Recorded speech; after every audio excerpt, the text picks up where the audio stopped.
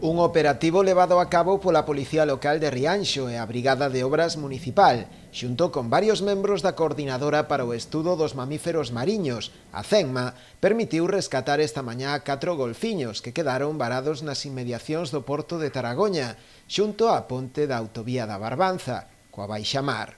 A rápida intervención permitiu atendelos e posteriormente devolvelos ao mar, en aparente bo estado, co apoio dunha lancha de protección civil e outra da Confraría de Pescadores da localidade. As razóns polas que estes animais puideron quedar varados nesta zona son moi diversas e tamén complexas de explicar.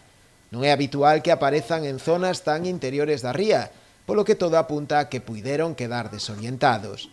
Por fortuna e á espera da súa evolución nas próximas horas, todo parece indicar que rematou, esta vez nun final feliz para eles. Vos ides a mirando de soltar aquel outro. Vou hacia proa para que cando soltemos